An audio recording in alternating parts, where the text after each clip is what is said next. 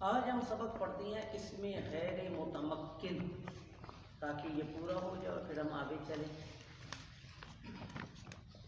تو اسم کی تو دو قسمیں ہیں، متمکن اور غیر متمکن۔ متمکن کا مطلب ہوتا ہے کہ قرار پکڑنے والا، اور غیر متمکن نہ قرار پکڑنے والا۔ تو جب اسم کا جو اعراب ہے وہ واضح ہو جائے گا تو وہ پھر سامع کے یا بولنے والے کے یا سننے والے کے ذہن میں قرار پکڑ جائے گا، ٹھیک ہے۔ اور جب اس کا آخری حرکت یا حرف واضح نہیں ہوگا، حالت واضح نہیں ہوگی تو وہ قرار نہیں پکڑے گا۔ بعض لوگ کہتے ہیں کہ متمکن کا مطلب ہوتا ہے جگہ والا اور غیر متمکن نہ جگہ والا۔ تو متمکن کو متمکن اس وجہ سے کہتے ہیں کہ اعراب وہاں پر جگہ پاتا ہے اور غیر متمکن وہاں پر اعراب جگہ نہیں پاتا۔ لیکن یہ کوئی بات متمکن کے لفظ سے واضح معلوم نہیں ہوتی۔ متمکن کا مطلب ہوتا ہے جگہ پانے والا، قرار پکڑنے والا، اور غیر متمکن نہ قرار پکڑنے والا۔ اب یہاں پر اسم کی ہم نے دو قسمیں پڑھی تھی، معرب اور مبنی۔ آج پہلے تو آپ سے بات کی جاتی ہے مبنی کی۔ آپ کو سمجھ آتی ہے یا سلو پڑھا؟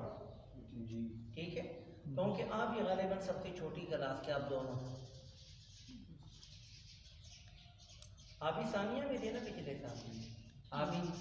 اچھا وہ سارے سال میں، آپ ہے سب سے چھوٹی کلاس۔ آپ کون سی کلاس پڑھی؟ ہاں آپ بھی، اب دونوں مل کر بھی تھوڑی دیر میں تکرار۔ اس میں غیر متمکن آپ کے ذہن کے مطابق میں سمجھاؤں گا تاکہ ان کو بھی پڑھانے کا طریقہ معلوم ہو جائے۔ مبنی کو جب آپ نے پڑھنا ہے تو مبنی کا تو لغوی معنی پڑھنے کی ضرورت نہیں ہے، مبنی بنا سے بنا ہے، ٹھیک ہے جی۔ تو مبنی کے اندر مبنی کی تعریف دو حصوں پر مشتمل ہے۔ کتنے حصوں پر؟ دو حصوں پر مشتمل ہے، یعنی کہ مبنی کی دو نوعی ہیں اور تعریف ایسی ہے، ایک نوع کی اور ہے، دوسری نوع کی اور ہے۔ تو مبنی کے اندر دراصل دو چیزیں ہیں، ایک ہے مبنی بالقوہ اور ایک ہے مبنی بالفعل۔ مبنی بالقوہ جو مبنی کی دو قسمیں ہیں، ایک ہے کہ معرب بالقوہ اور ایک ہے مبنی بالفعل۔ کیا ہے؟ مبنی بالفعل۔ تو اب یہ چلو اب ان باتوں کو بھی رہنے دیں، اب سیدھی سی تعریف پڑھیں۔ مبنی اس اسم کو کہتے ہیں، اس میں مبنی اس اسم کو کہتے ہیں کہ جو مبنی الاصل کے ساتھ مشابہت رکھے،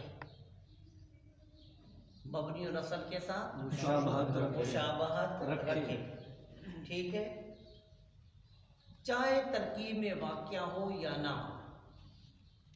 اس کے اندر آپ مطلق کر رکھیں، جو مبنی الاصل کے ساتھ مشابہت رکھے، چاہے وہ ترکیب میں واقع ہو یا ترکیب میں واقع نہ ہو، یہ ہر حال میں کیا ہوتا ہے؟ مبنی ہوتا ہے۔ اور مبنی کی دوسری تعریف کیا ہے کہ وہ اسم معرب ہے جو ترکیب میں واقع نہ ہو، جو ترکیب میں واقع نہ ہو، جو ترکیب میں واقع نہ ہو۔ تو مبنی کی تعریف کے دو حصے ہیں، ایک وہ ہے کہ جو مبنی الاصل کے مشابہ ہو، چاہے ترکیب میں واقع ہو یا ترکیب میں واقع نہ ہو، یا وہ اسم ہے جو ترکیب میں واقع نہ ہو۔ جو اسم ترکیب میں واقع نہیں ہوگا وہ فی الوقت تو مبنی ہوگا لیکن معرب بننے کی کیا رکھے گا؟ صلاحیت۔ اور جو مبنی الاصل کے مشابہ ہوگا وہ کسی بھی صورت کے اندر معرب بننے کی صلاحیت نہیں رکھتا۔ پہلے کی مثال جس طریقے پر کہ اسماء اشارہ، اسماء موصولہ، ضمیریں وغیرہ یہ مبنی الاصل کے ساتھ مشابہت رکھتی ہیں۔ اب جو ترکیب واقع نہ ہو، جس طریقے پر کہ آپ یوں کہہ دیں الباء، التاء، الثاء، الجیم، الحاء، یا آپ مفردات کو شمار کریں کتاب، قلم، کاغذ، ٹھیک ہے جی، تو اب یہ سب کے سب کیا ہوتے ہیں؟ مبنی ہوتے ہیں۔ جب یہ ترکیب میں واقع ہو جائیں گے تو پھر یہ معرب بن جائیں گے۔ جب مثلاً آپ یہ کہتی ہیں قرأت الباء، اب وہی الباء حرف تہجی جو کہ مبنی تھا جب مفعول بھی بنا تو وہ کیا بن گیا؟ معرب بن گیا۔ کیا بن گیا؟ معرب بن گیا۔ اب یہاں ایک اور چیز دیکھیے، جس طرح کہ آپ یہ دیکھیں غلام زید، غلام زید، اب جہاں پر زید یہ ترکیب میں واقع ہے، ترکیب ہمیشہ جب لفظ بولا جائے تو یہ عامل کے ساتھ مرکب ہونے کا نام ہے. اب زید یہ مورب ہے کیونکہ یہ ترکیب واقعہ مضاف الیہ ہے، لیکن غلام کیا لفظ ہے؟ غلام. یہ ترکیب میں واقعہ نہیں ہے کیونکہ اس کے ساتھ اس کا عامل پایا نہیں گیا. تو غلام و زیدن کے اندر زید تو مورب ہے، لیکن جو غلام ہے وہ کیا ہوگا؟ مبنی ہوگا. وہ کیا ہوگا؟ بات سمجھ میں آ گئی؟ چلو اب مبنی الاصل کے ساتھ مشابہت رکھنے والے جو اسماء ہیں ان کو کہتے ہیں اسم غیر متمکن. اور اسم غیر متمکن کی تلاش کرنے کے بعد کتنی قسمیں ملی؟ 8. اب اس کو کہتے ہیں حصر استقرائی. کیا کہتی ہیں؟ حصر استقرائی کا مطلب یہ ہے کہ قریہ تلاش کرنا. ہم نے جب لغت عرب کو تلاش کیا، عرب کلام کو پڑھا، تو ہمیں اس میں غیر متمکن کی کتنی قسمیں ملی؟ 8 قسمیں ملی. ان میں سے پہلی قسم ہے مضمرات. یہ سبق ذرا آپ لوگوں کے لیے اس کو یاد کرنا ہے، اس کو سمجھ کر یاد کرنا مضمرات کا کہ اس کے اندر گڑبڑ نہ ہونے پائے. مضمرات یہ بھی آپ جانتے ہیں کہ مضمرات مضمر کی جمع ہے. مضمر وہ اسم ہے جو متکلم، مخاطب یا ایسے غائب کے لیے وضع کیا گیا ہو جس کا ذکر پہلے حقیقتاً، حکماً، لفظاً، معناً کیا جا چکا. وہ بھی میں آپ کو سمجھاتا ہوں. ضمیر کا مرجع جب سمجھاؤں گا تو پھر وہاں پر پڑھاؤں گا. تو ضمیر کو اس میں غیر متمکن کیوں کہتے ہیں؟ یہ مبنی الاصل کے ساتھ مشابہت کیوں رکھتی ہے؟ اس کی وجہ یہ ہے کہ جس طریقے پر کہ حرف اپنا معنی بتانے میں اسم اور فعل کا کیا ہوتا ہے؟ اسی طریقے پر ضمیر بھی اپنا معنی بتانے میں مرجع کا کیا ہوتی ہے؟ محتاج ہوتی ہے. مرجع کا کیا ہوتی ہے؟ سمجھ میں آ گئی یہ بات؟ تو بس اب یہ ضروری نہیں ہے کہ احتیاج والا معنی جس میں پایا جائے ہم اس کو اس میں غیر متمکن کہیں. چلو تو اب یہاں پر یہ تو اب ضمیروں کی قسمیں ہیں 5. 6 قسمیں نہیں بن سکتی. اصل میں ضمیر کی 3 قسمیں بنتی ہیں، یا تو محل رفع میں واقع ہوگی، یا محل نصب میں واقع ہوگی، یا محل جر میں واقع ہوگی. پھر ہر ضمیر کی 2 قسمیں ہیں کہ وہ اپنے عامل کے بغیر بھی پائی جا سکتی ہے یا نہیں، یا اپنے عامل سے پہلے آ سکتی ہے یا نہیں. آپ کیوں کہتے ہیں اپنے عامل سے پہلے آ سکتی ہے؟ عامل کے بغیر نہیں، عامل سے پہلے دونوں باتیں ذکر کی ہیں. کچھ لوگ کہتے ہیں کہ جو اپنے عامل کے بغیر، جب عامل کے بغیر پائی جائے گی تو وہ مرفوع منصوب مجرور کیسے ہوگی؟ لہذا یہ بات نہیں ہے. اپنے عامل سے پہلے پائی جا سکتی ہے یا نہیں. اگر ضمیر اپنے عامل سے پہلے نہ پائی جا سکے تو اس کو کہتے ہیں متصل، اور اگر اپنے عامل سے پائی جا سکے تو وہ کیا ہے؟ منفصل. اب عقل کے مطابق تو یہ 6 قسمیں ہونی چاہیے تھی: مرفوع متصل و منفصل، منصوب متصل و منفصل، مجرور متصل و منفصل. لیکن مجرور کے اندر وہاں پر یہ ہوتا ہے کہ مجرور کبھی بھی اپنے عامل سے پہلے نہیں آ سکتا. مجرور کبھی بھی اپنے عامل سے پہلے نہیں آ سکتا. نہ مضاف الیہ مضاف سے پہلے آ سکتا ہے، نہ مجرور حرف جر سے پہلے آ سکتا ہے. لہذا ضمیر مجرور متصل تو ہے لیکن منفصل نہیں ہے. اب ضمیر مرفوع منفصل پہلے پڑھ لیتے ہیں. اس کی تعریف ہم نے کیا کرنی ہے؟ اس کی تعریف یہ کرنی ہے جو ضمیر محل رفع میں واقع ہو. محل رفع میں واقع ہو اپنے عامل کے ساتھ ہی ہے نا، جو محل رفع میں واقع ہو، جو ضمیر محل رفع میں واقع اور اپنے عامل سے پہلے آ سکے، اپنے عامل سے پہلے آ سکے. اب یہاں پر یہ بات بڑی خراب ہے. اب اس کی گردان کیا ہے؟ ہوا، ہما، ہم، ہی، ہما، ہن. اب ہوا زیدن کیا لفظ ہے؟ ہوا قائم. اب اس کا تو جو عامل ہے وہ ابتدا ہے. کیا ہے؟ ابتدا. تو ابتدا سے یہ کیسے مقدم و مؤخر ہو سکتی ہے؟ آپ بچوں کو تو پڑھا دیتے ہیں، دکھائیے ذرا یہ کتاب. استاد کی بلا شرف ملت علیہ رحمت حاشیہ میں نے دیکھا تو پھر مجھ سے یہ استاد صاحب نے بڑی محنت اور جانفشانی سے یہ حاشیہ لکھا ہے. اس کو کبھی پڑھا ہے آپ نے؟ میرا تو یہ دل چاہتا ہے کہ میں آپ کو اس کا حاشیہ ہی صرف پڑھا دوں. اتنا مزیدار حاشیہ. یہ حاشیہ پڑھنے کے بعد آپ کو ہدایت کو نہ پڑھنے کی ضرورت نہیں ہے.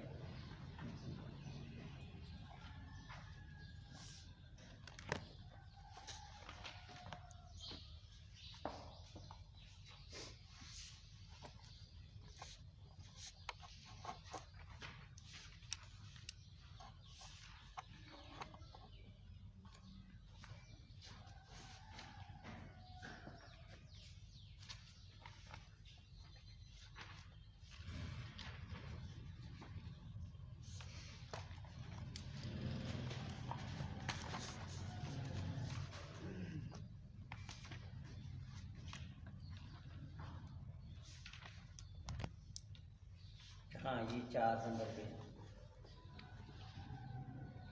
دیکھو استاد صاحب نے جو تعریف کی ہے وہ بڑی مزیدار. ضمیر مرفوع منفصل وہ ضمیر ہے جو محل رفع میں واقع ہو اور عامل کے ساتھ ملی ہوئی نہ ہو. کیا ملی ہوئی نہ ہو. وسیم عامل کے ساتھ ملی ہوئی نہ ہو. یہ ہے نا ان کو کہتے ہیں فنان. فنان ان اساتذہ کو کہا جاتا ہے, ان علماء کو کہا جاتا ہے جو کسی فن کے اندر اپنا کمال رکھتے ہو. تو یہ قبلہ شرف ملت علیہ الرحمہ فنان اساتذہ میں سے شامل تھے.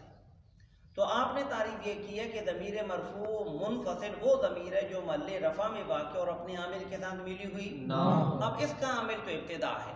اس کا عامل تو کیا ہے ابتدا. تو جب اس کا عامل کیا ہے ابتدا, یہ تو اپنے عامل کے ساتھ ملی ہوئی ہے. بھائی بات یہ ہے کہ ملنے کے لیے جنس کا ایک ہونا ضروری ہے. جب ابتدا مانوی چیز ہے اور ضمیر کیا ہے لفظی چیز ہے, لفظی اور مانوی چیز کا کوئی ملنا نہیں پایا جاتا. ٹھیک ہے. شاید استاد صاحب نے یہاں پر ذکر بھی کیا ہو جو محل رفع.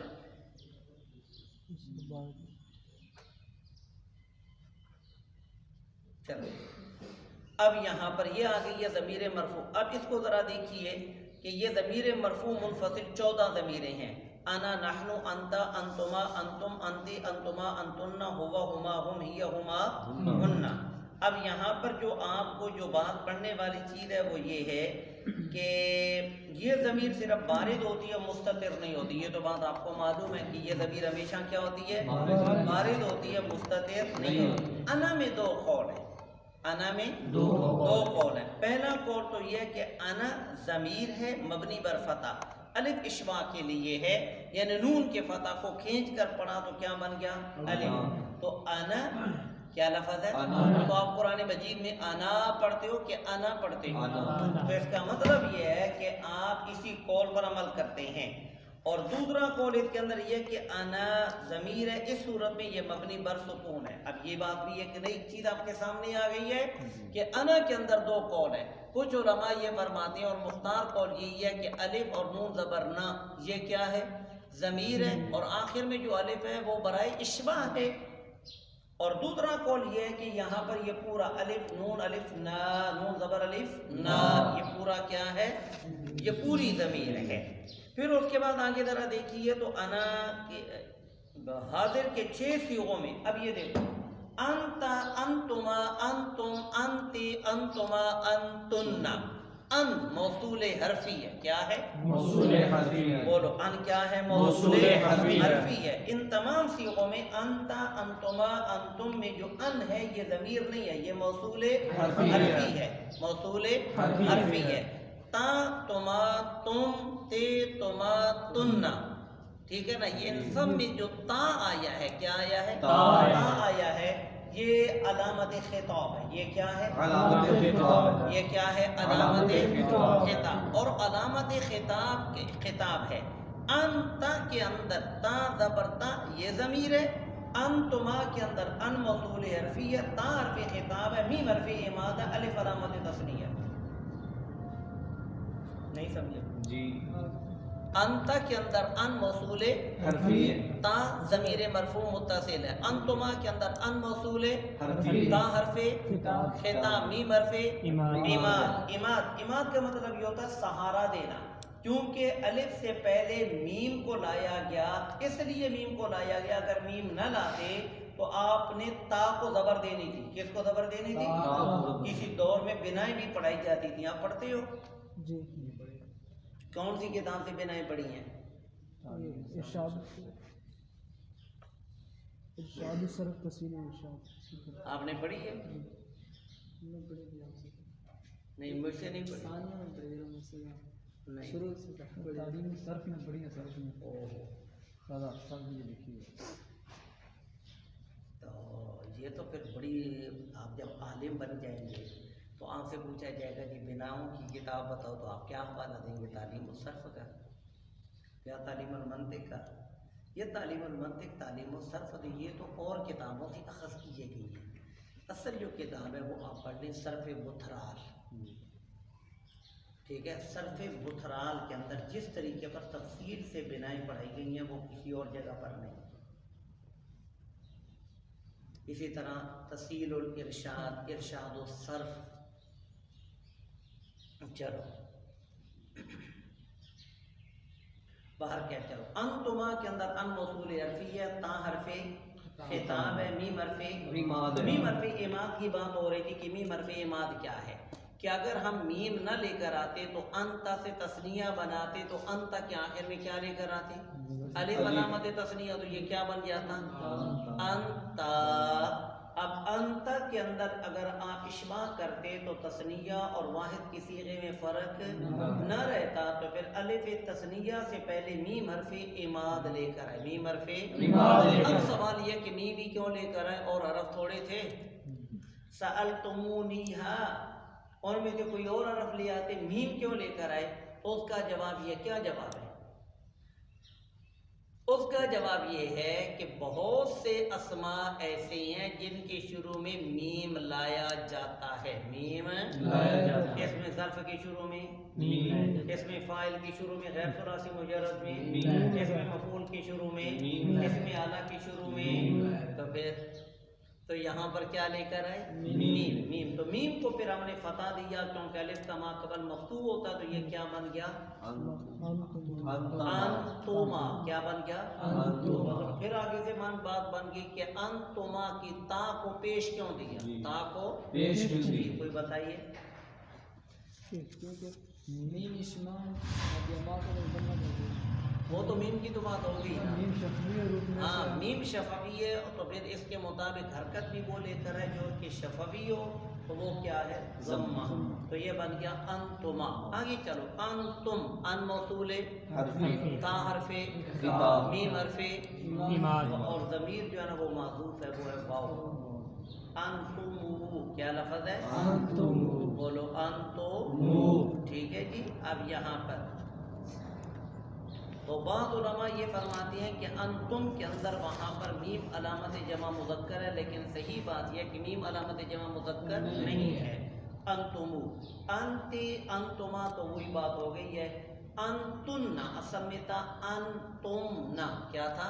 انتمنا. اب سوال یہ کہ یہاں پر میم لانے کی چندہ ضرورت نہیں تھی، کیونکہ یہاں پر نہ تو واو تھا نہ تو الف تھا، تو پھر یہاں پر میم کیوں لے کر آئے؟ تو اس کا جواب یہ کہ باقی صیغوں کی مناسبت کی وجہ سے یہاں پر میم لے کر آئے، تو یہ انتمنا بن گیا. پھر انتمنا کے میم کو نون کر کے نون کا نون میں ادغام کیا. چلو جی، تو یہ بن گیا انتا، انتما، انتم، انتے، انتما، انتننا. اور آگے جو صیغے ہیں کہ وہ کون سا صیغہ ہے؟ ہوا. کیا ہے؟ ہوا. یہ پوری ضمیر ہے. ہیا یہ پوری ضمیر ہے. ضمیر ہے. ہما کے اندر وہاں پر ہا یہ ضمیر ہے. کیا ہے؟ جہاں پر میم حرف اماد درمیان میں لایا گیا ہے اور الف علامت تثنیہ ہے. الف علامت تثنیہ ہے. ہما. ادھر توجہ کرو، ہما کیا لفظ ہے؟ ہا. ہا ہا برائے تنبیہ نہیں، ہا ضمیر ہے. ہا کیا ہے؟ ضمیر ہے. میم حرف اماد ہے، الف علامت تثنیہ تثنیہ ہے. ہم کے اندر وہاں پر جناب وہاں پر ہا ضمیر ہے، میم حرف اماد ہے، اور جو ضمیر ہے وہ جو علامت جمع ہے وہ کون سی ہے؟ واو، جو کہ معذوف ہے. ہیا کے اندر پوری ضمیر ہے. جی. ہما کے اندر آپ کو بات وہی بتا دی ہے. ہننا کیا لفظ ہے؟ ہننا. اصل میں کیا تھا؟ ہمنا. میم کو نون کر کے نون کا نون میں ادغام کر دیا. چلو کیا یہ بات سمجھ میں آ گئی ہے؟ چلیے اب یہ جو ضمیر مرفوع منفصل ہے، چلو یہ تو یاد رہے یا نہ رہے. آج ذرا سبق میں جان لوں کہ ڈھیلا پڑھا رہا ہوں کہ میں کہتا ہوں بھائی کافی سارے ساتھی نہیں ہیں تو دوبارہ پھر وہ محروم رہ جائیں گے. تو اب ہوا، ہما، یہ، ہما، ہن، یہ ترکیب میں جہاں کہیں بھی واقع ہوں گے یہ یا مبتدا واقع ہوں گے. کیا واقع ہوں گے؟ مبتدا واقع. یا فاعل اور نائب فاعل کی تاکید واقع ہوں گے. یا تو کیا واقع ہوں گے؟ فاعل و نائب فاعل کی یا تو تاکید یا مبتدا مبتدا. واقع ہوں گے یا فاعل اور نائب فاعل کی تاکید واقع ہوں گی. تاکید واقع ہوں گی. کیا یہ چیز سمجھ میں آ گئی ہے؟ چلیے ضمیر مرفوع متصل، ضربت، ضربنا، ضربتا، ضربتما، ضربتم، ضربتے، ضربتما، ضربتن، ضرب، ضربا، ضربو، ضربت، ضربتا، ضربنا. اس کے اندر آپ کو بتانے کی ضرورت ہے ضربتوں میں دو ضمیر ہے، ضربنا میں نون الف نا ضمیر ہے، اور ضربتا کے اندر تا ضمیر ہے، ضربتما کے اندر وہاں پر جناب الف ضمیر ہے، ضربتم کے اندر واو ضمیر ہے، ضربتے کے اندر تا، ضربتما میں الف، ضربتن میں نون، ضربا میں ہوا، ضربا میں الف، ضربو میں واو، ضربت میں ہیا، ضربتا میں الف اور ضربنا میں نون. अब ज़मीर मरफू मुत्तसिल की सिर्फ ये मिसाल नहीं है, इधर तवज्जो करो। यदरिबु यदरिबान यदरिबून तदरिबु तदरिबान यदरिबन तदरिबु तदरिबान तदरिबून तदरिबीन तदरिबान तदरिबन, ये भी इसकी क्या है मिसाल। चले एक और भी मिसाल, दारिबुन दारिबान दारिबून दारिबतुन दारिबतान बार, वो भी इसकी क्या है मिसाल। ये सब क्या है ज़मीर मरफू मुत्तसिल। मुत्तसिल। जब आप पढ़ाने लगे तो आप बच्चों को सिर्फ एक ज़मीर पर इक्तिफा न कराया करें, उनको आप जितनी भी हो सकती हैं वो बताएं। दुरिबा दुरिबा दुरिबू दुरिबत युदरबु युदरबान युदरबून, इन तमाम सीगों के अंदर ज़मीर कौन सी है मरफू मुत्तसिल। मरफू मुत्तसिल, मरफू मुत्तसिल। अब यहाँ पर मरफू मुत्तसिल की दो किस्में हैं, मुस्ततिर और बारिद। मुस्ततिर और बारिद। और बारिद। माजी के दो सीगे हैं, माजी के दो सीगे और मुजारे के तीन सीगे। याद रहेगा जी। ये बच्चों को आपने, ताकि उनको याद हो जाए यार, उनको परेशान न किया करें। वो सारी जिंदगी चौथे पांचवें साल में भी जाकर मार खाते रहते हैं तो उनको ज़मीर समझ में नहीं आती। ये गलती आप लोगों की होती है कि जब आप बच्चों को याद नहीं कराते। माजी में कितने सीगे हैं दो, मुजारे में तीन, सिफत के तमाम सारी गुजारे में भी दो ही, यादरिबु तादरिबु वाद मुज़क्कर गया वाद मुअन्नस गया। आप ही बताओ ना कुछ। एक गवाह मुनक्कर मुखातिब पांच हैं, कितने हैं मुजारे में कितने हैं पांच है, मुजारे में कितने हैं पांच है। यदरिबु तदरिबु तदरिबु अदरिबु नदरिबु। नदरिबु। माजी में कितने हैं दो, मुजारे में कितने हैं पांच, सिफत के सारे। तमाम सीन है, ठीक है ना। अब मुजारे से जितनी भी गिरदानें बनेगी तो जो मुजारे का आपको हुक्म बताया वही उन गिरदानों का हुक्म होगा, ठीक है जी। तो लिहाजा अब यहाँ पर जो ज़मीर पोशीदा होती है वो माजी के दो सीगों में होती है और मुजारे के पांच सीगों में होती है। अब यहाँ पर ज़मीर की दो किस्में, मुस्ततिर की वाजिबुल इस्तितार और जायज़ुल इस्तितार। वाजिबुल इस्तितार उस ज़मीर को कहती है कि जिसकी जगह पर इसमें ज़ाहिर फाइल बनकर ना आ सके, और जायज़ुल इस्तितार जिसकी जगह पर इसमें ज़ाहिर फाइल बनकर आ सके। अब जिस तरह की जायज़ुल इस्तितार मादी के दोनों सीगों में जायज़ुल इस्तितार है, क्योंकि आप दाराबा ज़ैदुन भी कह सकते हैं और सिर्फ दाराबा भी कह सकते हैं, दाराबत फातिमा तो भी कह सकते हैं और दाराबत भी कह सकते हैं। लिहाजा ये ज़मीर क्या है जायज़ुल इस्तितार। अब दाराबा ज़ैदुन जब कहेंगे तो दाराबा फिर ज़ैदुन इसका फाइल। अब ज़मीर नहीं होगी, दाराबत फिर फातिमा तो इसका फाइल। इसके अंदर ज़मीर नहीं होगी। जब ज़मीर नहीं होगी तो फिर इसमें ज़ाहिर इसका क्या बनेगा फाइल बनेगा। समझ में आ गई ये बात। चलो अब उसके बाद वहां पर आ जाती है कि हमारे पास मुजारे के अंदर जो दो सीगे हैं यदरिबु और तदरिबु, वाहिद मुज़क्कर गैब और वाहिद मुअन्नस गायब, ये जायज़ुल इस्तितार है। ये क्या है जायज़ुल इस्तितार ये है। क्या है जायज़ुल इस्तितार है। बाकी रह गया तदरिबु जो कि हाजिर का है, अदरिबु और नदरिबु मुतकल्लिम की, ये वाजिबुल इस्तितार है। है। सिफत के जितने भी सीगे हैं, सिफत के जितने भी सीगे सीगे तो वापस होश से चलना पड़ेगा, ठीक है। अब ये देखो दारिबुन के अंदर ज़मीर जायज़ुल इस्तितार है। क्या है दारिबुन में ज़मीर जायज़ुल इस्तितार है। जायज़ुल इस्तितार है। कि सीगा सिर्फ के बाद फाइल आ सकता है कि जी, नहीं? आ सकता है। बड़ा है ना, सीगा सिर्फ अपने फाइल को क्या देता है रफ़ा देता है। रफा देता है, ठीक है। दारिबानी क्या है दारिबानी। बोलो क्या है दारिबानी। ज़मीर कौन सी है हुमा। यहाँ पर आप गलती क्या कर जाते हैं अलिफ जो रट्टा लगाया हुआ है कि अलिफ फेल के अंदर तस्निया की अलामत भी और ज़मीर भी है, तो ये सिर्फ अलामत है तस्निया है, ये फाइल की ज़मीर नहीं है। क्योंकि अगर ये फाइल की क्या होती ज़मीर तो हालत नस्बी और जदी के अंदर दारिबानी ही पढ़ा जाता, वहाँ पर क्या पढ़ा जाता दारिबानी। दारिबानी। तो लिहाजा ये अलिफ और या ये अलामत तस्निया है। ज़मीर फाइल इनके अंदर हुमा है, क्या है हुमा। दारिबानी या दारिबुना का। लेकिन आप दारिबुन के अंदर अना भी रख सकते हैं। क्या रख सकती हैं अना भी रख चलो सकते मुझे बताइए अना दारिबुन की तरकीब क्या करोगे? करो तरकीब। अना मुब्तदा दारिबुन सीगा अना ज़मीर इसका फाइल सीगा से अपने फाइल से मिलकर सिवा जुमला इसमें होकर खबर। यहाँ पर आप क्या बेवकूफ़ी कर जाती हैं? अना मुब्तदा दारिबुन सीगा से हुवा ज़मीर इसका फाइल राजिब असुबे अना راجع وصوبے تو کیا آپ نے کیا کہ ہوا کو کس کی طرف لوٹا دیا؟ متکلم کی طرف. تو وہاں پر متکلم اور ہوا یہ تو ایک دوسرے کی ضد ہیں. وہ غائب ہے، یہ متکلم ہے، یہ تو دونوں ایک دوسرے کی کیا ہیں؟ لہذا یہ درست نہیں ہے. تو لہذا صفت کے صیغوں کے اندر آپ نے پڑھا ہوگا کہ صرف آپ کہتی ہیں مذکر و مؤنث، واحد مذکر و تثنیہ مذکر و جمع مذکر و غائب اور حاضر نہیں پڑھتے. اس کا مطلب یہ کہ یہ صیغہ غائب، حاضر، متکلم سب کے لیے یکساں استعمال ہوتا ہے. یاد رہے گا. چلو اب صفت کے جتنے بھی صیغے، اس میں فاعل ہے، اس میں مفعول ہے، صفت مشبہ اور اس میں تفضیل ہے، ان کے اندر ضمیر کیا ہوتی ہے؟ جائز الاستتار. کیا ہوتی ہے؟ سوائے اس میں تفضیل کی، سوائے اس میں تفضیل کے. کہوں کہ اس میں تفضیل ہمیشہ اپنے عمل کرتا ہے اپنی ضمیر کے اندر، جو ضمیر اس کے اندر ہمیشہ کیا ہوتی ہے؟ پوشیدہ ہوتی ہے. یہ ساری باتیں سمجھ میں آ گئی.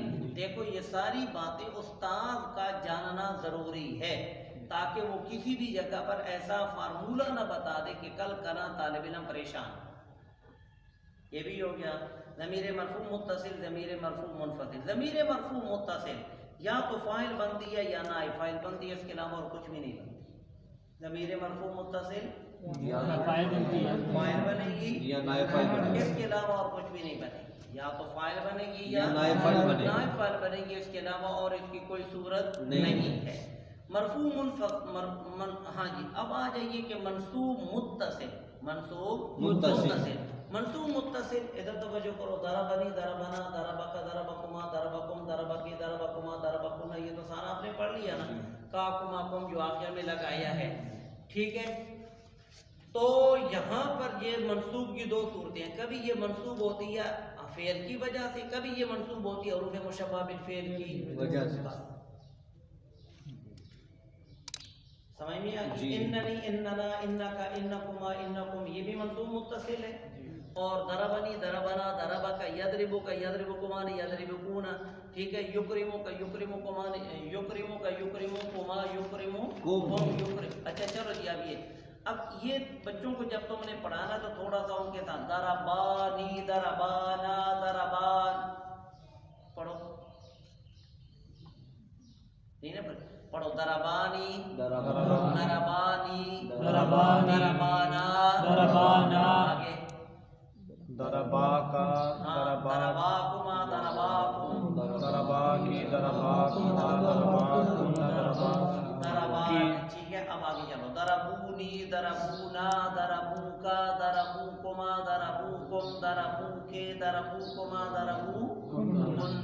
سمجھ میں آ گئی؟ یعنی کہ یہ جو صیغہ ہے ضربہ، اس کی جگہ پر ہم مذکر کا بھی لا سکتے ہیں، مؤنث کا بھی لا سکتے ہیں، واحد کا بھی لا سکتے ہیں، تثنیہ کا بھی لا سکتے ہیں، جمع کا بھی لا سکتے ہیں. یاد رہے گا. چلو اب یہاں پر جو آپ نے پڑھا ہے نا کہ ہاں ٹھیک ہے،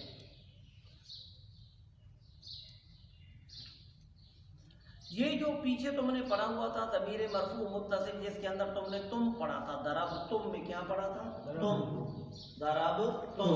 لیکن جب اسی تم کے بعد ضمیر منصوب متصل آ جائے، کیا آ جائے؟ ضمیر منصوب. بولو ضمیر منصوب متصل. میں کیا کہہ رہا ہوں؟ ضرب تم کا جو صیغہ ہے اس کے بعد کیا آ جائے؟ ضمیر منصوب. ضمیر منصوب متصل. پھر واو کو لوٹانا واجب ہے. واو کو حتی اذا لقی نہیں اسخنتموہم. کیا؟ اسخنتم تھا نا، تو کیا آگے ہم ضمیر آ گئی ہے، تو کیا پڑھیں گے؟ اسخنتو قتلتموہ.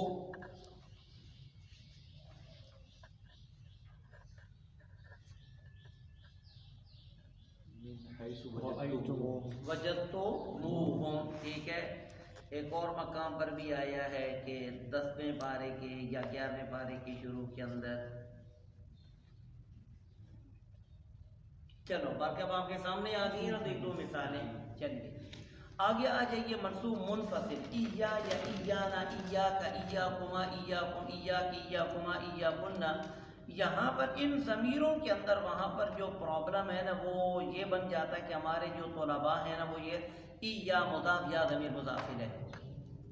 ایہ مضاف کا ضمیر مضاف ہے، ایہ مضاف کم ضمیر مضاف نہیں، یہ ایسا ویسا کچھ بھی نہیں ہے۔ ان 14 صیغوں میں ضمیر مرفوع منفصل صرف ایہ ہے۔ کیا ہے؟ ایہ بولو کیا ہے؟ ایہ توحید کیا ہے؟ ایہ۔ یہ جو کا کما کم کے کما کن ہو ہما ہم ہی ہما ہن، یہ حرف خطاب اور حرف غائب ہے، ضمیریں نہیں۔ نہیں سمجھے بات؟ ٹھیک ہے، اصل میں ضمیر کیا ہے؟ ایہ ایہ۔ کیا لفظ ہے؟ ایہ۔ ایہ۔ ایہ کے آخر میں یہ جو ہے نا کہ وہ جو لایا گیا نا کا کما کم کے کما کن، یہ مذکر و مؤنث و غائب و حاضر کی علامات ہیں۔ ان کو آپ حرف خطاب کہہ سکتے ہیں، حرف غائب کہہ سکتے ہیں، حرف تکلم کہہ سکتے ہیں، ضمیر متکلم وغیرہ نہیں کہہ سکتے۔ کیا یہ چیز سمجھ میں آ گئی؟ چلو جی، ضمیر منصوب منفصل، ضمیر منصوب منفصل یہ عمومی طور پر بیچاری زیادہ تر نہ مفعول بھی ہی واقعہ ہوتی ہے۔ ٹھیک ہے، کیا واقعہ ہوتی ہے؟ مفعول بھی۔ ویسے آج دن تک میں نے کہیں اور نہیں پڑھا کہ یہ یہاں پر کچھ اور بھی واقعہ ہوگا۔ چلو آگے آگے ضمیر مجرور متصل، ضمیر مجرور متصل۔ تو اب آپ یہاں پر جو نا بچوں کو جب ضمیر مجرور متصل پڑھاتے ہیں نا تو لی لنا لک لکما لکم لک لکما لکن لہو لہما لہن یہ تو پڑھا دیتے ہو۔ بچے سمجھتے ہیں کہ لی پورا مجرور متصل ہے، آپ ان کو بتانا ہے بھئی بچوں لام جا رہا ہے یا ضمیر ہے، لام جا رہا ہے نون الف نا ضمیر ہے، لام جا رہا ہے کم ضمیر ہے، لام جا رہا ہے کاف ضمیر ہے۔ ٹھیک ہے، چلو غلام ہو غلام ہما غلام ہم غلام ہا غلام ہما غلام ہن۔ ٹھیک ہے، کیا یہ چیز سمجھ میں آ گئی؟ چلو آگے ہم چلتے ہیں تو وہاں پر ہمارے پاس اگلا جو سبق ہے وہ ہے اسماء اشارات۔ اسماء اشارات، اسماء اشارات یہ بھی مبنی ہیں۔ یہ ان کے اندر مبنی والی کون سی بات پائی جاتی ہے کہ یہ اسم اشارہ اپنا معنی بتانے میں مشار الیہ کا محتاج ہوتا ہے، جس طرح حرف اپنا معنی بتانے میں اسم اور فعل کا کیا ہوتا ہے؟ محتاج ہوتا ہے۔ اسماء اشارہ انہوں نے جو ذکر کیے ہیں تو آپ یہ نہیں کہہ سکتے کہ ٹوٹل ہی اسماء اشارہ ہے، اس کے علاوہ اور بھی کیا ہو سکتے ہیں؟ اسماء اشارہ ہو سکتے ہیں، لیکن انہوں نے جو تلاش کیا وہ زیادہ تر ہی ہے اسماء اشارہ۔ ذا دان زین تا تی تے ر ری تی، یہ ایک صیغہ ہے۔ یہ کیا ہے؟ ایک صیغے کو کبھی تا بھی پڑھا گیا، کبھی تی بھی پڑھا گیا، کبھی تے، کبھی وے، کبھی رہی اور کبھی تہی بھی پڑھا گیا۔ اچھا جی، اب یہ دیکھیں ہاذی، ٹھیک ہے، تانے اور تینے، اولائی کیا لفظ ہے؟ اولائی، جیسا کہ آپ پڑھتے قرآن مجید میں اولائکا، اب یہ اولائی کیا لفظ ہے؟ اولائی، یہ اسم اشارہ ہے، کاف حرف خطاب ہے۔ اب میں تھوڑی سی آپ کی توجہ چاہوں گا، آپ کی اردو زبان اتنی عاجز ہے کہ وہ اس عربی زبان کا ترجمہ نہیں کر پا رہی۔ مثلا اولائکا کا ترجمہ کرو کہ حرف خطاب کا بھی ترجمہ ہو اور اولائکا کا بھی ترجمہ، اولائکا کا بھی ترجمہ۔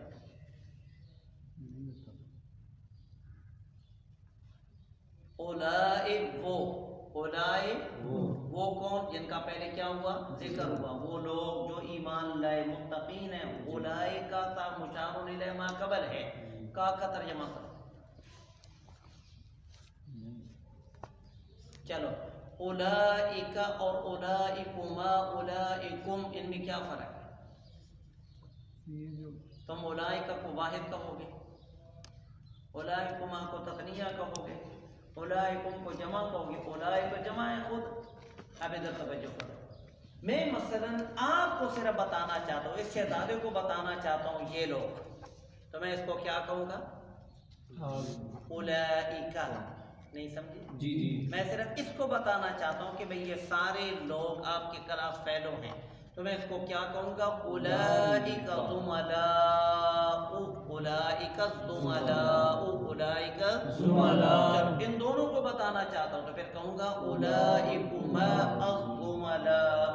آپ تینوں کو سب کو بتانا چاہتا ہوں تو کیا کہوں گا؟ اولئکم الزملاء۔ اور اگر عورتیں ہوں گی تو پھر اولئک بھی کہوں گا، اولئکما بھی کہوں گا، اولئکن بھی کہوں گا۔ یہ حرف خطاب لایا جاتا ہے صرف مخاطب کو مخاطب کے لیے، کس کے لیے؟ مخاطب کے لیے۔ جس کے ساتھ بات کی جا رہی ہے اس کے لیے۔ اگر وہ واحد ہے تو آپ واحد لے کر آئیں گے، تثنیہ ہے تو تثنیہ لے کر۔ جمع لے کر۔ مجھے بتائیے ذالک بھی اس میں اشارہ برائے واحد ہے اور ذالکم بھی اس میں اشارہ برائے واحد ہے، بولو کو فرق ہے؟ ذالک بھی کیا ہے؟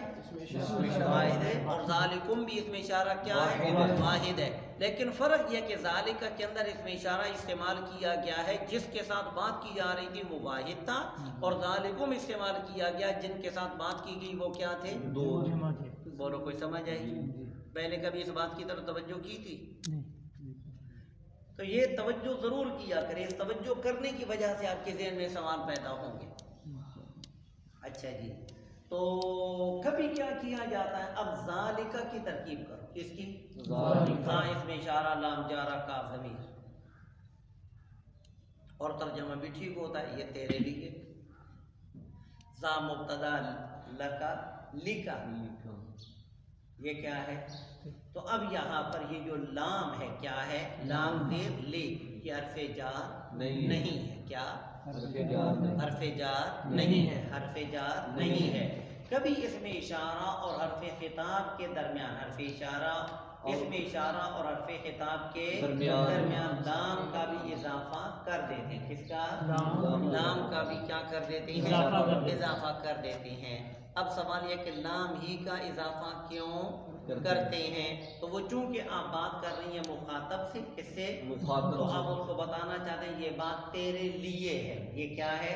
تیرے لیے ہے، تو اس کے لیے کون سا حرف جار استعمال ہوتا ہے؟ لام، تو اس کی مناسبت سے یہاں پر کس کا اضافہ کر دیا؟ لام کا۔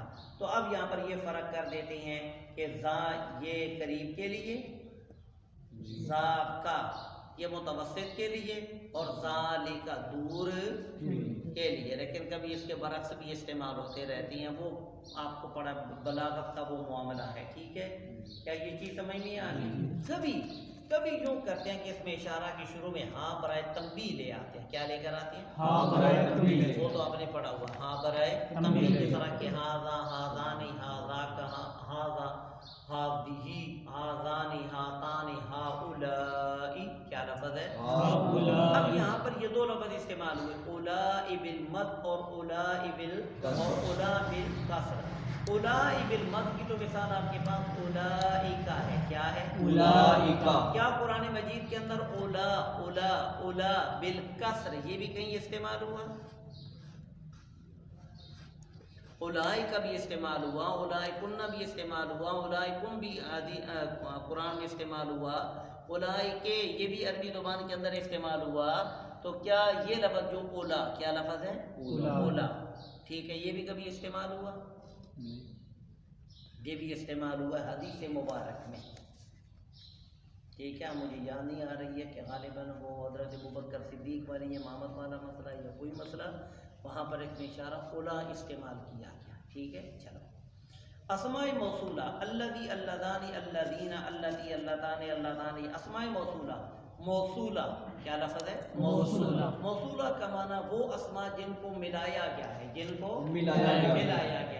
کس کے ساتھ ملایا گیا ہے؟ بعد والے جملے کے ساتھ، بعد والے جملے کے تو ساتھ۔ بعد والا جملہ ان کے ساتھ ملنے والا ہے اور ان کو جملے کے ساتھ ملایا گیا ہے، تو اس جملے کو کہیں گے صلہ، کیا کہیں گے؟ صلہ۔ صلہ کا معنی ملنا، لیکن یہاں پر مصدر فاعل کے معنی میں اصل میں وصلن تھا، وصلن سے کیا بنا؟ صلۃ بن گیا۔ اسماء موصولہ الذی اللذانی الذین اللتی، یہ جتنے بھی ہیں یہ تو آپ کو معلوم ہے کہ یہ کیا ہے کیا نہیں۔ اس میں موصول اپنا معنی بتانے میں صلہ کا کیا ہوا؟ اس احتجاجی کی وجہ سے یہ میں مبنی الرسل کے کیا ہو گیا؟ مشابہ ہو گیا۔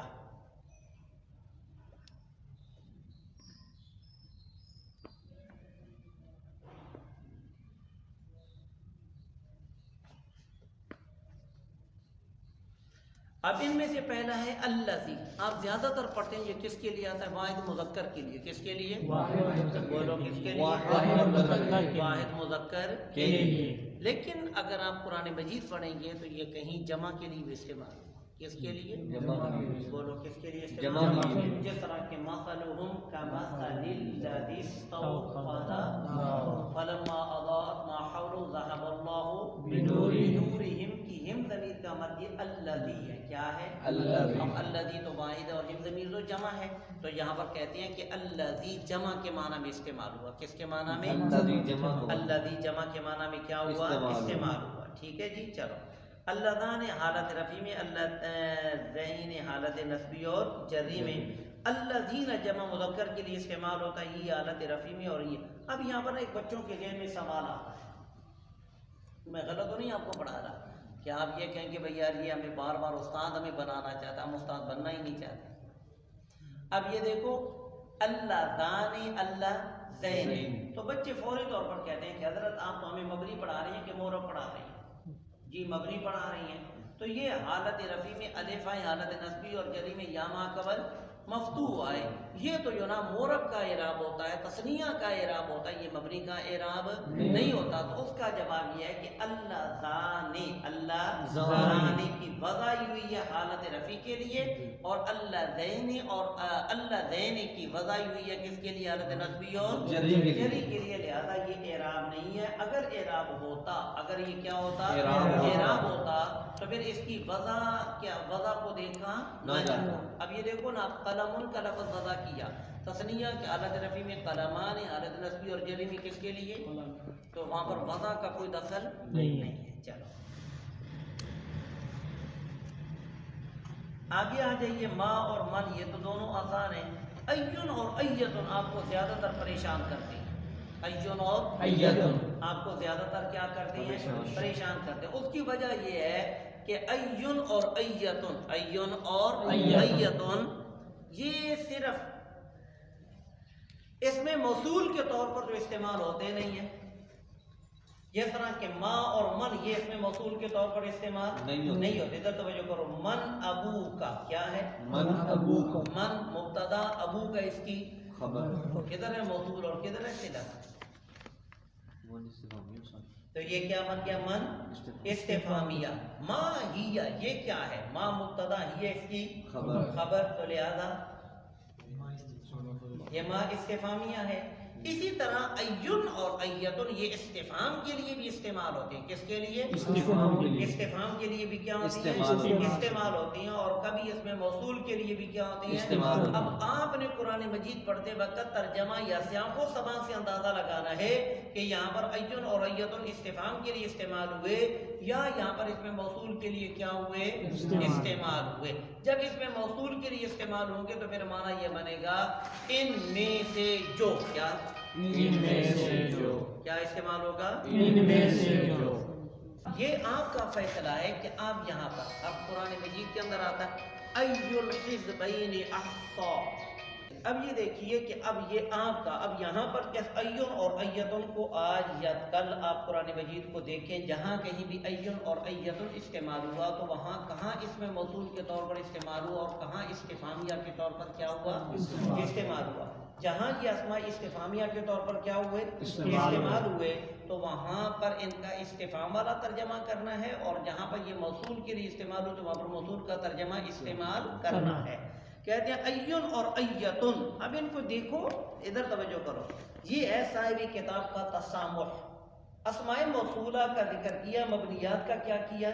ذکر کیا. تو ایون اور ایتن نہیں کہنا چاہیے تھا، کیونکہ ایون اور ایتن تو مورب ہے.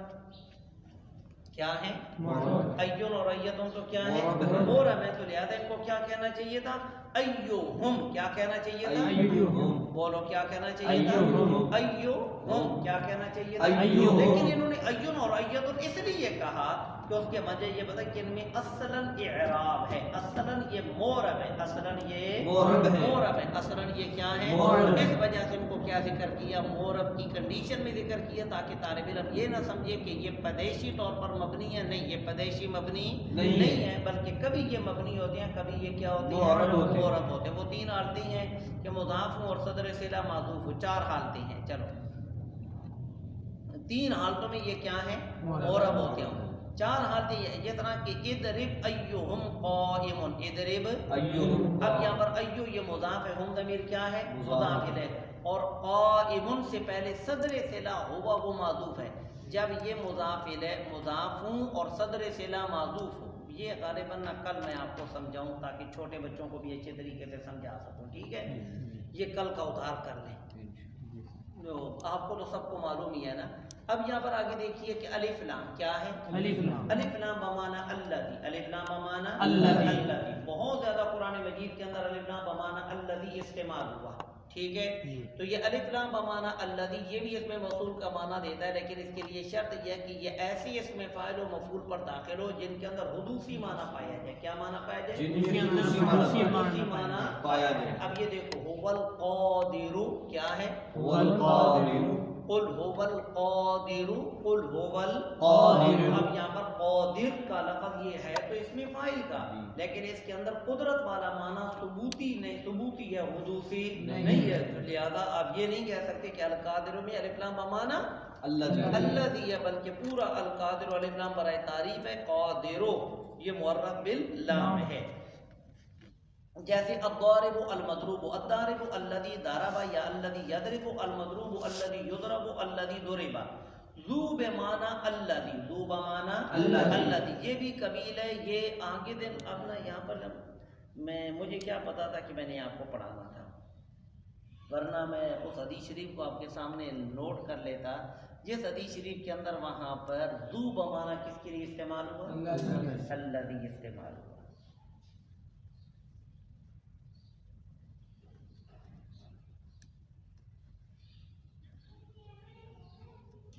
لیکن یہ نا یہ ابن ماجہ کی حدیث شریف ہے جہاں پر اللہ ذو کس کے معنی میں استعمال ہوا؟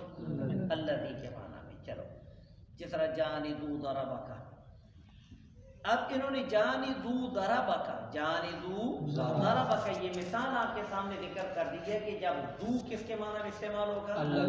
الذی کے معنی میں استعمال ہوگا تو اس کی علامت یہ کہ ذو فعل پر داخل ہوگا. ذو کس پر داخل ہوگا؟ جب ذو پھر کس پر داخل ہو تو ذو کس کے معنی میں ہے؟ اللہ. یہ قرینہ ہے. چلو اسماء افعال، اسماء افعال یہ جب آپ پڑھانے بیٹھیں گے تو وہاں پر آپ کو پہلا سوال کیا جائے گا کہ حضرت آپ نے تو کہا تھا کہ اسم کی علامات اور ہیں، فعل کی علامات اور ہیں، اور اسم اور فعل دونوں ایک دوسرے کے ضد ہیں، قسیم ہیں. ایک دوسرے کے کیا ہیں؟ قسیم ہیں. اور قسیم کبھی بھی جمع نہیں ہو سکتی. یہ اسماء بھی ہیں، افعال بھی ہیں. تو اب اس کو اصل میں کہنا چاہیے تھا الاسماء بمعنی الافعال، یعنی کہ ہیں تو وضع کے اعتبار سے اسم، ہیں تو وضع کے اعتبار سے اسم، لیکن کس کا معنی دے رہے ہیں؟ فعل کا معنی دے رہے ہیں. ہیں تو وضع کے اعتبار سے اسم، لیکن کس کا معنی دے رہے ہیں؟ فعل کا معنی دے رہے ہیں. ٹھیک ہے جی. اب ان کو فعل کا معنی دینے کی وجہ سے ان کو اسماء افعال کہا جاتا ہے. افعال میں سے بہت سے اسم ایسے ہیں جو فعل مضارع کا معنی دینے کے لیے وضع کیے گئے. کس کے لیے وضع کیے گئے؟ لیکن یہاں پر جو اسماء افعال ہیں یہ وہ اسماء افعال ہیں جو امر کے معنی میں ہوں، امر حاضر کے معنی میں ہوں، یا ماضی معروف کے معنی میں. کیونکہ اگر مضارع کے معنی میں ہوئے تو مضارع تو خود معرب ہے. تو اسماء جو کہ مبنی ہوتے ہیں وہ اسماء مبنی ہوتے ہیں جو فعل ماضی کے معنی میں ہوں یا فعل امر کے معنی میں. اور فعل ماضی اور فعل امر یہ مبنی ہے، اور جو مبنی اور اصل کے معنی میں ہو تو وہ بھی کیا ہوتا ہے؟ مبنی ہوتا ہے. انہوں نے ان کی دو مثالیں ذکر کی ہیں. رویدہ یہ وضع کیا گیا کس کے لیے؟ امہل کے لیے یا اترک کے لیے. بلہا یہ بھی. حیا حل کیا لفظ ہے؟ حیا حل. یہ جو آپ پڑھتی ہیں نا اذان کے اندر حیا علی الصلاۃ، کیا پڑھتی ہیں؟ حیا علی الصلاۃ. بولو حیا الگ ہے، علی الصلاۃ الگ ہے. اب حیا اس میں فعل بمعنی امر ہے. اس کا معنی ہے توجہ کر یا قدم اٹھا، پیش قدمی کر. علی الصلاۃ کس کی طرف؟ حیا حیا علی الفلاح. اب کیونکہ ہم نے یاد ہی ایسا کرنا حیا یہ نہیں حیا. ہاں آج آپ نے جب اذان پڑھنی ہے تو آپ نے کہنا حیا علی الصلاۃ. کیا کہنا ہے؟ آپ کو کر سکتے نا، آپ کو تو کوئی منع، ہم تو پریشانی ہے مسجدوں والے کو بولتے ہیں. آپ کیا کہنا ہے؟ حیا علی عینی ادا کرنا. کیا کرنا ہے؟ حیا علی الصلاۃ. اب اس صورت کے اندر آپ کو علا لانے کی ضرورت نہیں ہے. حیا حل اس میں فعل بمعنی امر ہوگا اور الصلاۃ الفلاح مفعول بہ ہوگا. پہلی صورت کے اندر جار مجرور تھے اور حیا اس میں فعل بمعنی امر تھا. اب اس کے اندر حیا حل کیا ہے؟ حی حل. بولو کیا ہے؟ حیا حل. اچھا ایک اور بڑی مزیدار بات ہے، یہ حیا حل بلہا علوما وغیرہ یہ جتنے بھی ہیں یہ مذکر و مؤنث کے لیے یکساں ہیں. مذکر و مؤنث کے لیے واحد تسنیہ جمع کے لیے بھی کیا ہے؟ یکساں. آپ یہ نہ کہیں کہ بہت سے لوگوں کو آپ کہنا چاہتی ہیں کہ مولد ہو تو آپ کہتے ہیں رویدو. نہیں، یہ رویدہ ان کی وضع جیسے ہوئی ہے، ایک کو بھی رویدہ کہنا ہے، ایک دو کو بھی رویدہ کہنا ہے. اور مذکر کو بھی رویدہ کہنا ہے. مؤنث کو بھی رویدہ رویدہ کہنا ہے. کیا کہ فعل ماضی ہیہات کیا لفظ ہے؟ ہیہات. خدا کے لیے وضع کیا گیا. شتانا افترقہ کے لیے کیا کیا گیا؟ وضع کیا گیا. اس میں صوت کیا لفظ ہے؟ اس میں صوت. ایک آپ کو پڑھایا تھا مرکب صوتی. ہاں مرکب صوتی. مرکب صوتی اور چیز ہے جو اسم اور صوت سے مرکب ہو، اس کو کیا کہتے ہیں؟ مرکب صوتی. ٹھیک ہے. جس طریقے پر کہ یا جس طرح کہ آپ خالد کو بلانا چاہتے ہیں تو آپ کہتے ہو خالدہ. نہیں، آپ تو خالدہ کیا کہتے ہو؟ خالدیا. ہاں یہ اب یہ خالدیا. اب یہ جو یا ہے یہ کیا ہے؟ صوت. یہ کیا ہے؟ صوت. ٹھیک ہے. چلو تو اسماء اسماء ان کی جو نا کیا تعریف آپ نے کرنی ہے کہ وہ اسماء جو صوت کا معنی ادا کریں. کیا صوت کا معنی تو آواز ہے نا، جو کسی خاص آواز کا معنی کیا کریں؟ ادا کریں، یعنی اس کی نقل کو بیان کریں. جس طرح کی اوف اوف اوف وغیرہ، بخا نخا وغیرہ. باقی یہ تو چلو کوئی مشکل نہیں. اب آ جائیے جو مشکل جو سبق آ گیا وہ ہے اسماء الظروف. کدھر ہے؟ اسماء الظروف. یہاں پر میں نے آپ کو ایک اور بات بھی بتائی. مضرب اس میں ظرف ہے کہ نہیں؟ جی بولو. ظرف. یوم یہ بھی کیا ہے؟ ظرف ہے. اس میں ظرف ہے. اذ اذا یہ بھی کیا ہے؟ ظرف ہے. پہلا فرق تو یہ ہے کہ مضرب اور ان میں کیا فرق ہے؟ ظرف کی دو قسمیں ہیں. ظرف کی دو قسمیں. ظرف عام، ظرف خاص. ظرف عام، ظرف خاص. یوم لیل اذ اذا متا وغیرہ یہ کیا ہے؟ ظرف عام ہیں. یہ کیا ہے؟ ظرف عام ہے. یہ ہر فعل کا ظرف بننے کی صلاحیت رکھتے ہیں. کیا؟ ہر فعل کا ظرف بننے کی صلاحیت. ہر فعل کا ظرف بننے کی صلاحیت. مطلب یار آپ یوم کو ہی لے لو. ضربت الیوم، جلست الیوم، اکلت الیوم، یہ ہر ایک کا مفعول بھی بننے کی کیا رکھتی ہے؟ لیکن مضرب یہ ظرف خاص ہے جو فعل مشتق کے واقع ہونے کی جگہ یا وقت پر دلالت کرے. کیا؟ یہ چھوٹی چھوٹی باتیں آپ بچوں کو یاد کرا دیتے تو آپ بچے پریشان نہ ہوتے. تو آپ اس میں ظرف کی تعریف کریں. جو آپ مضرب پڑھتے ہیں تو آپ یہ کہنا اس میں ظرف وہی سمے جو فعل مشتق کے واقع ہونے کی جگہ یا وقت پر دلالت کرے. فعل مشتق. اب یضربو کا فعل مشتق کیا ہے؟ کس فعل سے مشتق ہے؟ بولو. ضرب سے یا ضربن سے. ٹھیک ہے نا. تو یہ مضرب ضرب کے واقع ہونے کی جگہ پر دلالت کرتا ہے، ہر چیز کے واقع ہونے کی جگہ پر دلالت نہیں کرتا. یہ بات سمجھ آ گئی ہے. چلو اب یہاں پر جناب یہ دیکھو، یہ میرے استاد صاحب نے ذکر کیا تھا، میں نے بھی یہاں سے یاد کیا تھا.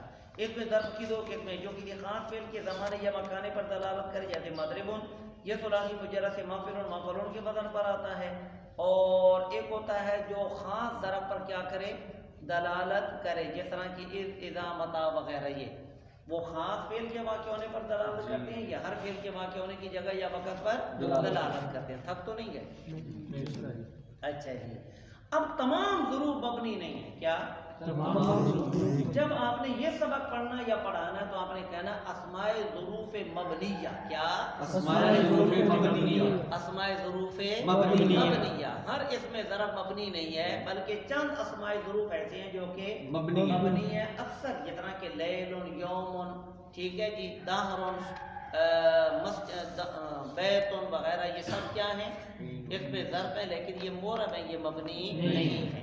اب جو مبنی ہے ان میں سے اذ ہے. اذ یہ اب ان میں سے ہر ایک کا الگ الگ پڑھنا پڑے گا. اذ کیا لفظ ہے؟ اذ تعداد حروف میں 2 سے کم 3 سے کم ہونے کی وجہ سے یہ حرف کے مشابہ ہوتا ہے. کس کے مشابہ ہوتا ہے؟ حرف کے مشابہ ہوتا ہے. اذا کیا لفظ ہے؟ اذا. اذا یہ بھی مثل اذ کے ہے. یہ بھی مثل اذ کیونکہ الف کا اعتبار نہیں کیا جاتا.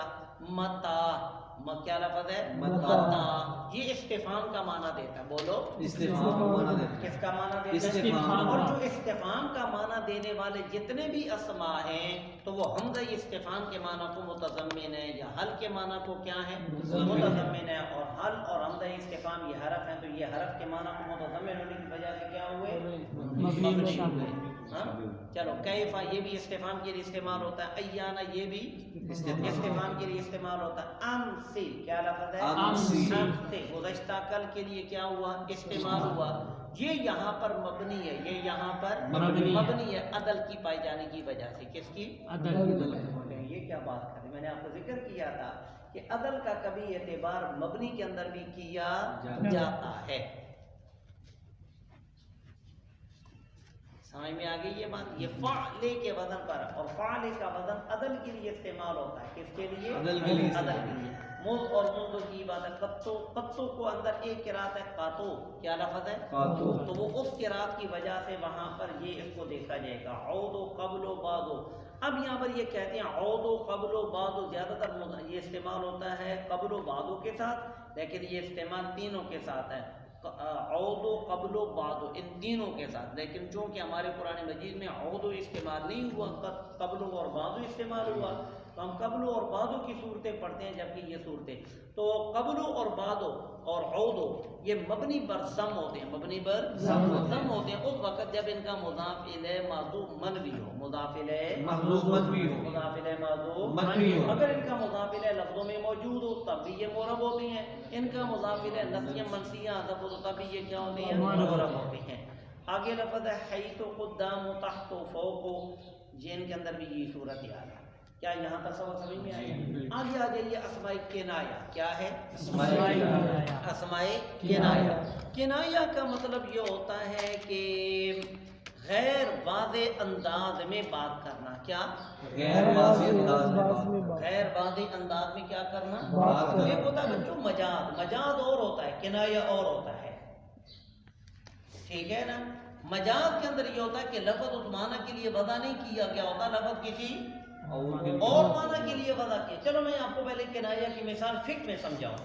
جس طرح کی کوئی شخص اپنی بیوی کو کہتا ہے کہ تو مجھ پر حرام ہے، یہ طلاق سے کنایہ ہے۔